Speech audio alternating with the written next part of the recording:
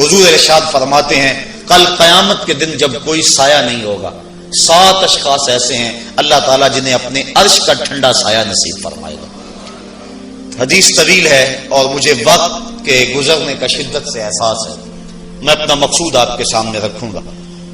چوتھا شخص وہ وَرَجُلٌ دَعَتْهُ امْرَأَةٌ ذَاتُ مَنْصَبٍ وَجَمَالٍ فَقَالَ إِنِّي أَخَافُ اللَّهَ۔ چوتھا وہ شخص جس کو کسی عورت نے دعوت گناہ دی، اور وہ عورت کوئی معمولی عورت نہیں تھی، ذات و منصب و جمال، ایک روایت میں ذات و حسب و جمال، یعنی منصب اور جمال کی مالکہ تھی، یا حسب و نسب اور جمال کی مالکہ تھی، اور اس نے نوجوان کو دعوت گناہ دی۔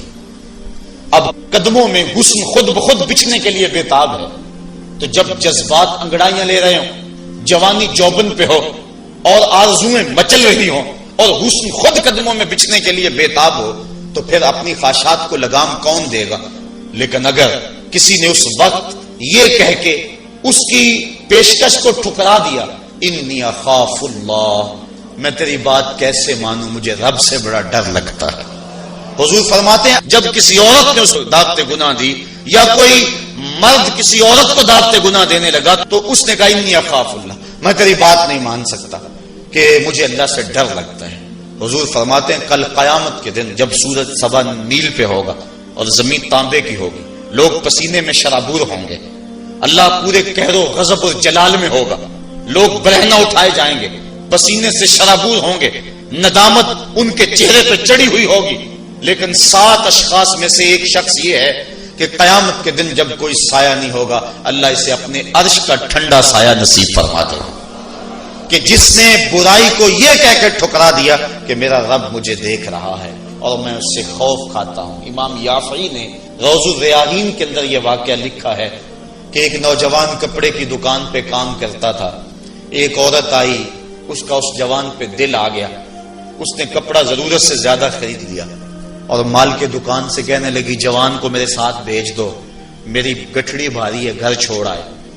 مال کے دکان اس کی نیت سے آگاہ نہ ہو سکا، اس نے نوجوان کو ساتھ بھیج دیا۔ جب وہ اس کو گھر لے گئی، اندر داخل کر کے دروازہ بند کر لیا اور دعوت گناہ دینے لگی۔ اس نوجوان نے کہا انی اخاف اللہ، میں اللہ سے ڈرتا ہوں، لیکن وہ ڈرتا تھا، وہ تو نہیں ڈرتی تھی۔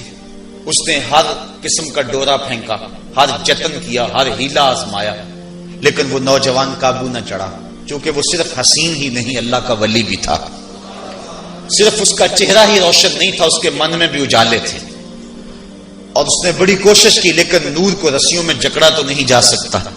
خیر اس نوجوان کے دل میں آیا کہ یہ شیطان کا خطرناک روپ ہے، کہیں ایسا نہ ہو کہ میں اس کے پنجے میں پھنس جاؤں۔ اس نے ایک بہانہ کیا اور باتھ روم میں چلا گیا، جو پخانہ کیا اس کو اپنے بدن پہ مل لیا اور اسی حالت میں باہر آ گیا۔ جب اس عورت نے دیکھا اس کا نشہ حرن ہو گیا، دروازہ کھول دیا، اس نے کہا یہ تو کوئی مجنون ہے، یہ تو کوئی پاگل ہے۔ اس نے دل ہی دل میں اللہ کا شکر ادا کیا کہ میرا بدن گندا ہو گیا، میرا من تو ستھرا رہا۔ کائنات کا سب سے حسین چہرہ وہ ہے جو جنسی کالک سے محفوظ ہو۔ تو وہ باہر گیا اور باہر ایک چشمہ ابل رہا تھا، وہاں جا کے اس نے غسل کیا۔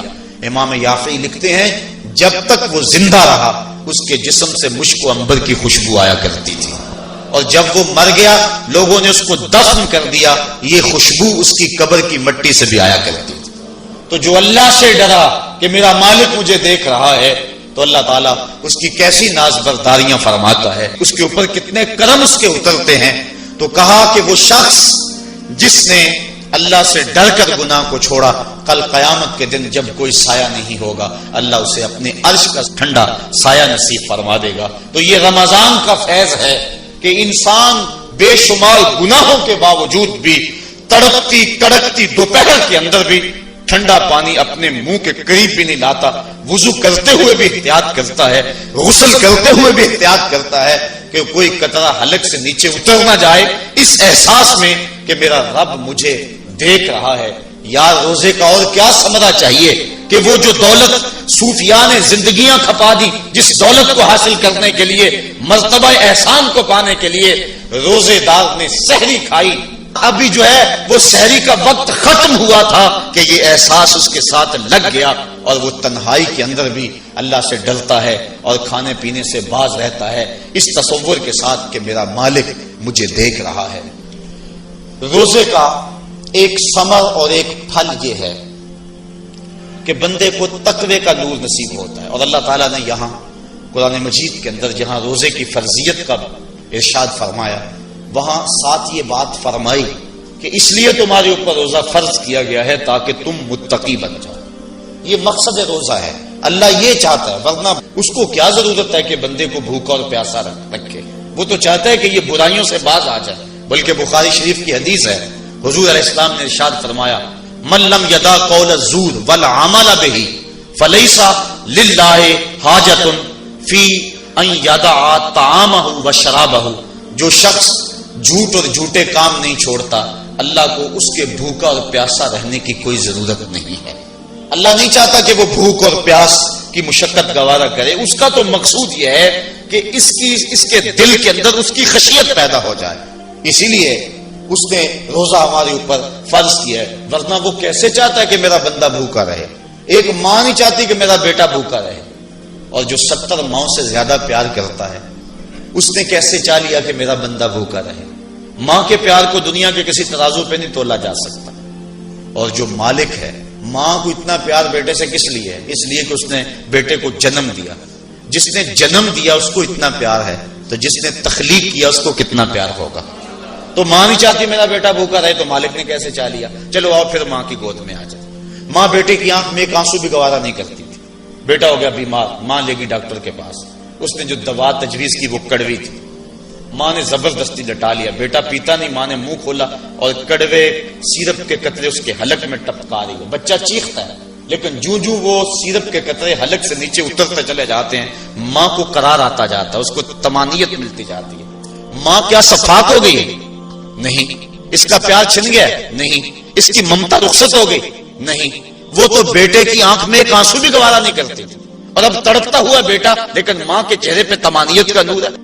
اصل بات یہ ہے کہ ماں جانتی ہے، بیٹا نہیں جانتا۔ ماں جانتی ہے چند لمحوں کی تکلیف ہے، نتیجہ شفا کی صورت میں برآمد ہوگا، اس لیے ماں کی نظر اس تڑپنے پہ نہیں ہے، ماں کی نظر